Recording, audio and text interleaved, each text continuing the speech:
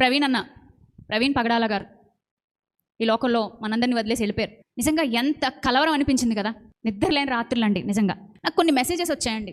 అంటే ఆయన గురించి నేను మాట్లాడి పెట్టాను. ఆయన గురించి అంటే ఆయన చనిపోయినప్పుడు ఆ హాస్పిటల్కి వెళ్ళాను, మాచురి దగ్గర కూడా నేను కూడా వెళ్ళాను, ఆ పక్కనే ఉన్నాను. నన్ను చాలామంది చూడొద్దు అన్నారు, అమ్మ మీరు చూడలేరు వద్దు అన్నారు. అన్న పక్కకు తప్పుకున్నారు, నేను వెళ్ళి చూశాను. అలాగే ఉన్నారు ఆయన. కానీ మీరు కుటుంబం కోసం ప్రార్థన చేయండి అని నేను మెసేజ్ అప్లోడ్ చేశాను. కొంతమంది శాడిజం మరి ఎంత ఎక్కువైపోయిందో వాళ్ళలో నీచంగా మాట్లాడారు. మరికొంతమంది నాకు పర్సనల్గా వాట్సాప్కి, టెలిగ్రామ్కి టెక్స్ట్ మెసేజెస్ చేస్తూ ఉన్నారు. ఏంటంటే నేను కలవరపడిన ఒక సందర్భాన్ని నేను మీకు జ్ఞాపకం చేయాలనుకుంటున్నాను. ఇక్కడ ఇది అవసరం, ఈరోజు ఇది అవసరం. అదేంటంటే కొంతమంది విశ్వాసులైన పిల్లలు నాకు పదే రిపీటెడ్గా నేను ఇప్పుడు చూపించి మీకు చదివి వినిపించలేను, వాళ్ళని నేను ఇబ్బంది కూడా పెట్టలేను, వాళ్ళు మళ్ళీ ఫీల్ అవుతారు ఈ మాటలు విన్న తర్వాత. వాళ్ళు ఏమని నన్ను అడిగారు తెలుసా, అక్క మంచోళ్ళే ఎందుకు వెళ్ళిపోతారు సమాజంలోంచి? దేవుడు మన ఆశ్రయదుర్గం అన్నారు, దేవుడు మన కేడెం అన్నారు, దేవుడు మన రక్షణ శృంగం అన్నారు, ఆయన మన కాపరి, ఆయన కాస్తాడు మనల్ని, మన నాయన, మన తండ్రి అని చెప్పారు కదా, మరి దేవుడు ఎందుకు ఇది ఒప్పుకున్నారు?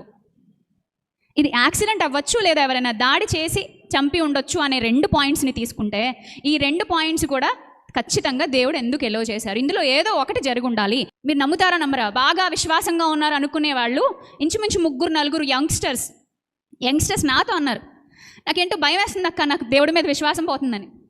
ఏడ్చానండి, నేను చాలా ఏడ్చాను. దేవుడు నీకు మంచి చేసినప్పుడే కనిపిస్తాడా? కానీ ఒక్కటి నేను అడుగుతున్నా, కొన్ని క్వశ్చన్స్ ఉన్నాయి నా దగ్గర, నాకు నేను వేసుకున్నాను, చాలామందిని కూడా వేసాను. నువ్వు బోళ్ళని ప్లెజర్స్ అనుభవించావే, నువ్వు బోళ్ళని ఆనందాలు అనుభవించావే, అప్పుడు దేవుడు గుర్తు రాలేదా? నాకు ఎందుకు ఇంత సుఖం వచ్చేసిందని నువ్వు ఎప్పుడు అనుకోవే? నాకు ఎందుకు ఇంత సంతోషం వచ్చేసిందని నువ్వు అనుకోవే? ఇప్పుడు ఒక దైవ సేవకుడు కానీ, ఒక మామూలు మనిషి కానీ, దేవుడు మనకిచ్చిన వాగ్దానం ఏంటండి? దేవుడు మనకిచ్చిన జీవితం గురించి దేవుడు మనకిచ్చిన వాగ్దానం ఏంటండి? మీరు మరణమును చూడరు అనే ఒక్క వాగ్దానం ఉందా ఇందులో? మరణమును చూడక బ్రతుకు నరుడు లేడు. మనకి ఎక్కడ బాధేస్తుందంటే ఆయన మరణం పొందిన ప్రాసెస్ నచ్చట్లే. నా ఆవేదనకు కారణం ఏంటో ఈరోజు మీకు అర్థం కావాలి. ఎందుకంటే దేవుడు ఏది చేసినా దానికి ఒక అర్థం ఉంది. ఇది నువ్వు విశ్వాసిగా నమ్మాలంతే, ఇది నువ్వు విశ్వాసిగా నమ్మాలి. కొంతమంది క్రియలను బట్టి బతుకుతున్నారు, కొంతమంది వాళ్ళకున్న కీర్తి ప్రతిష్టలను బట్టి బతుకుతున్నారు క్రిస్టియానిటీలో. కానీ నీతిమంతుడైతే, గుర్తుపెట్టుకోండి, నీతిమంతుడైతే విశ్వాస మూలంగా బతుకుతాడు. వాస్తవం చెప్పాలంటే నేను కూడా కొంత మరణం గురించి దగ్గరికి వెళ్ళి చూశాను కదా.